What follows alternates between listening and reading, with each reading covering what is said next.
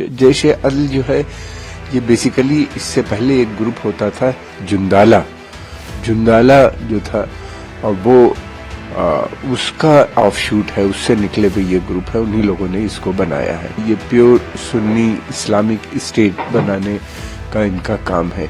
इनकी एक्टिविटीज जो हैं बिल्कुल वैसे ही हैं जैसे यहाँ पे लश्कर तैयबा या जैश मोहम्मद जिस तरीके से करते हैं। ये है कि लश्कर तैयबा जैश मोहम्मद एक बड़े पैमाने पे कर रहे हैं, ये एक छोटे प्रांत में बॉर्डर एरिया पे करते हैं। रियास पे जो ईरान और पाकिस्तान के बीच का जो बॉर्डर एरिया है वहां के पास ये लोग ईरान की सेना के ऊपर अटैक करना या बॉर्डर सिक्योरिटी फोर्सेस पे अटैक करना, ईरानियन जो एलीट रिवोल्यूशनरी गार्ड्स हैं उनके ऊपर ये लोग अटैक करते रहते हैं।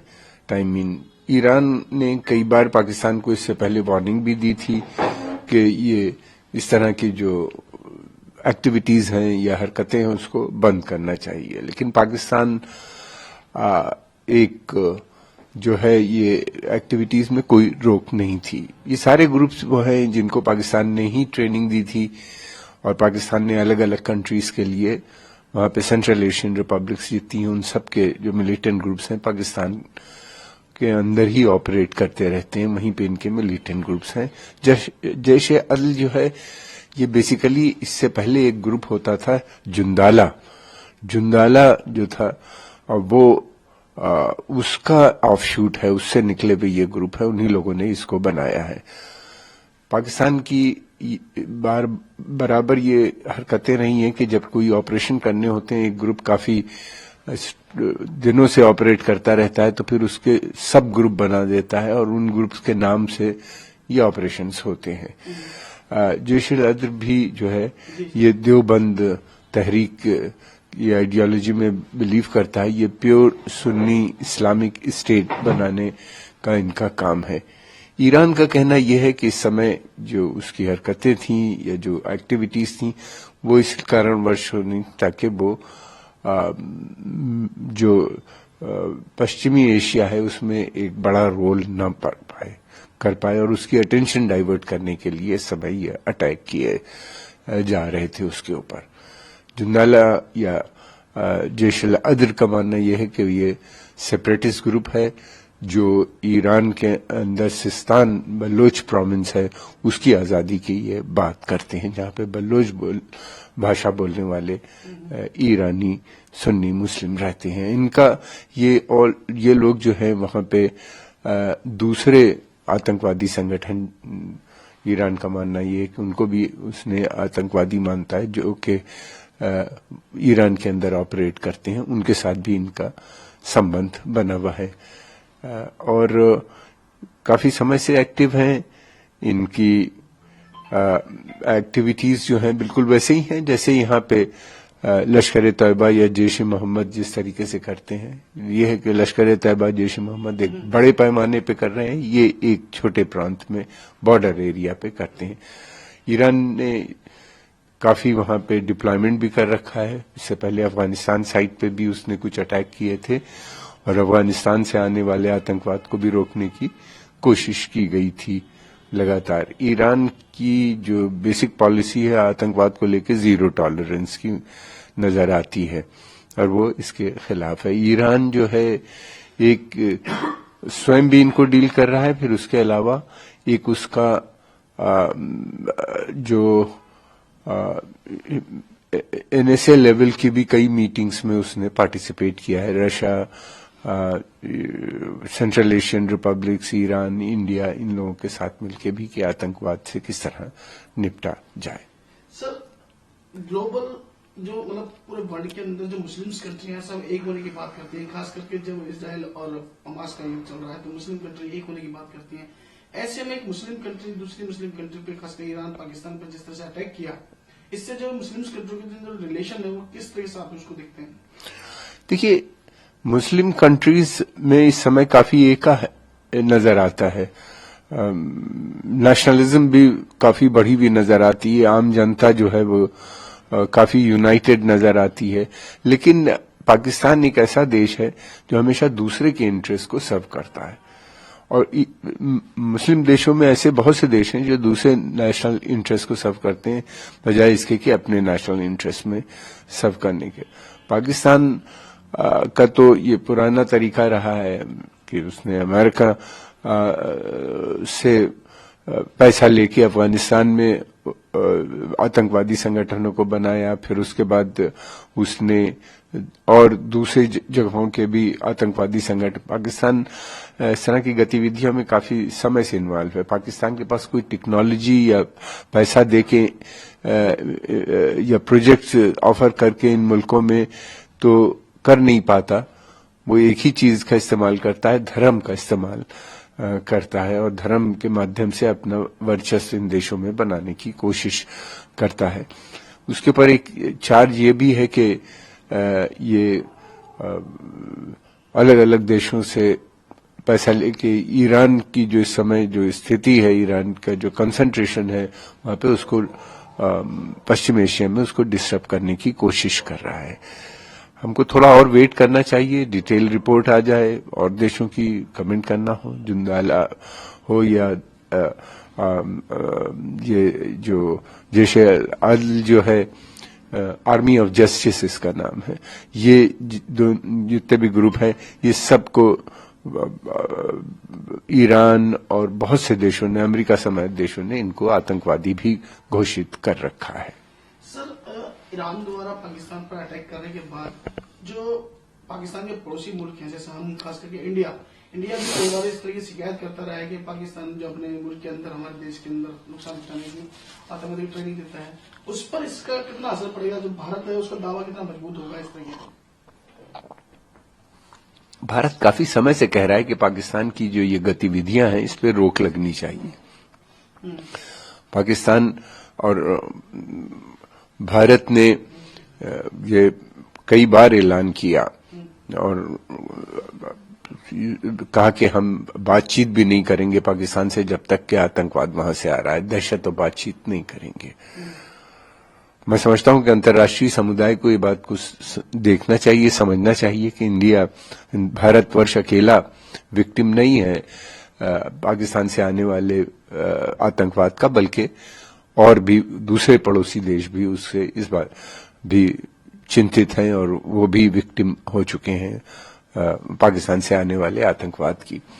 एक चीज और तलब है कि भारत, ईरान और सेंट्रल एशियन रिपब्लिक्स, ये इनका एक नेशनल सिक्योरिटी एजेंसी जो है भारत की, उसके साथ मिलकर भी ये लोग आपस में भी काउंटर टेररिज्म की बात करते रहते हैं।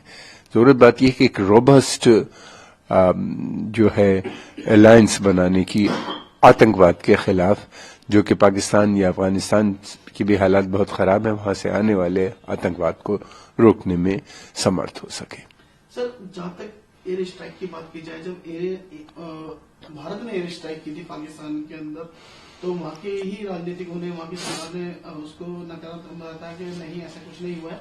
लेकिन यहाँ जब ईरान ने अटैक किया तो पाकिस्तान के विदेश मंत्री ने ट्वीट करके पाकिस्तान ईरान द्वारा अपने हवाई क्षेत्र में आकलन उल्लंघन करने की खुद ट्वीट करके कहा है कि पाकिस्तान के विदेश मंत्री ने ट्वीट किया, पाकिस्तान ईरान द्वारा अपने हवाई क्षेत्र के अकारण उल्लंघन और पाकिस्तान क्षेत्र के अंदर हमले की कड़ी निंदा करता है। देखिए, कई चीजें हैं उस समय वो पाकिस्तान वाले छिपाना चाहते थे, दिखाना चाहते थे कि हम बहुत स्ट्रांग हैं, हमारे ऊपर कोई नहीं आ सकता, अटैक कर सकता। यहाँ पे ये बॉर्डर का एरिया था।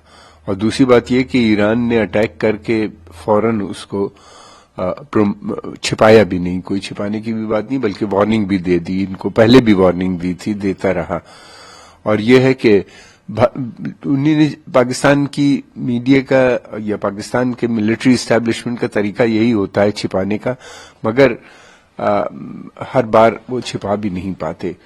जो भारत का अटैक था वो भी बाद में खुल गया, सबने देख लिया, सारी दुनिया को पता चल गया कि भारत ने प्रीएम्प्टिव स्ट्राइक वहां पे की थी, सर्जिकल स्ट्राइक वहां पे की थी, और जिससे उनको काफी क्षति पहुंची थी। ईरान ने भी जिस तरीके से किया है, ये जान के इस समय पाकिस्तान दिखाना चाहता है कि ईरान उसके देश के अंदर हस्तक्षेप कर रहा है और एक बड़ा इशू बना के इसको बनाने की कोशिश कर रहा है पाकिस्तान। कितना समर्थक मिलेगा मुझे नहीं मालूम इस समय। हाँ, यह है कि ईरान का कहना यह है कि ये पश्चिम देश इसके पीछे नजर आते हैं। सर, इस हमले में 2 मासूम बच्चों की मौत हुई है और 3 लड़कियां घायल हुई हैं, जो पाकिस्तान को कह रहा है। ये बड़ी अफसोस की बात है। बच्चों की मौत होना, ये कैसे बच्चे मरे ये नहीं समझ में आ रहा। ये या तो उन्हीं लोगों के बच्चे होंगे या उसकी चपेट में आ गए वहां पे। ये बहुत अफसोस की बात है इसका। ईरान के आक्रामक रूप को आप कैसे देखते हैं? अभी उन्होंने मोसाद के हेडक्वार्टर पे इराक में अभी मिसाइल से अटैक किया और अमेरिकन कॉन्सुलेट पे भी छोड़ा, और उसके बाद अब पाकिस्तान पे। देखिए, ईरान का कहना यह है कि उसके सर्वाइवल का सवाल है और वो उसके ऊपर बेपनाह वो लगे हुए हैं, प्रतिबंध अमेरिका ने लगा रखे हैं। उसको हर तरह से कंटेन करने की कोशिश कर रहा है। दूसरी तरफ यह है कि ईरान ये भी देख रहा है कि उसका, देखिए, 2 अलग अलग चीजें हैं। पाकिस्तान का अटैक अलग है और जो वहां पे अटैक हुआ है इराक में वो अलग है। इराक ने उसकी कंप्लेंट भी की है और इराक ने प्रोटेस्ट नोट भी उनको दिया है कि उन्होंने कहा, इराक की जो सरकार है, हालांकि वो प्रो ईरानियन गवर्नमेंट है, मगर उसने कहा है कि ये उसके इंटरनल मामले में हस्तक्षेप है और उसने उनसे एक्सप्लेनेशन भी डिमांड किया है। ईरान का कहना यह था कि मोसाद का जो वहां पे बेस है उसकी मदद से जो ईरान के अंदर कासिम सुलेमानी की डेथ एनिवर्सरी पे जो अटैक हुआ था, जिसके अंदर लगभग 100 के करीब लोग मरे थे, उसके पीछे वो लोग इन्वॉल्व थे, इसलिए उन्हीं ने किया है। ये चीजें मैं समझता हूं अच्छी नहीं है, इनको बंद होना चाहिए। इस तरह के एक दूसरे के देशों में जाकर हस्तक्षेप करना, जैसा कि पाकिस्तान कर रहा है या ऐसे बहुत से देश हैं जो कर रहे हैं, ये जब तक बंद नहीं होगा इससे एक बड़ी आपत्ति भी आ सकती है, पाकिस्तान के लिए भी और दूसरे देशों के लिए भी, और ईरान के लिए भी ये अच्छा नहीं है। मैं समझता हूं कि उसके जगहों पे लगातार टारगेट हों या अटैक किए जाएं या वो दूसरे देशों में जाके अटैक करे, ये जो प्रथा चली है ये बंद होने की जरूरत है और एक बड़ा एक्शन लेने की जरूरत है, खासतौर से उन देशों को जो आतंकवाद को प्रमोट कर रहे हैं, बढ़ा रहे हैं। बहुत बहुत धन्यवाद सर, बहुत बहुत धन्यवाद।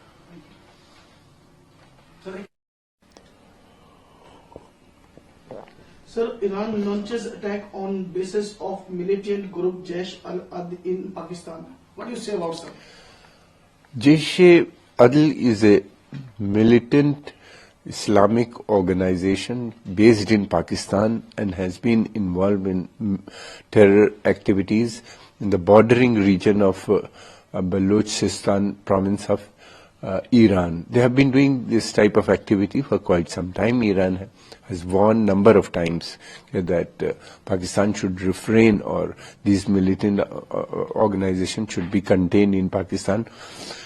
But according to the Iranian officials, they have not taken any serious action against these groups.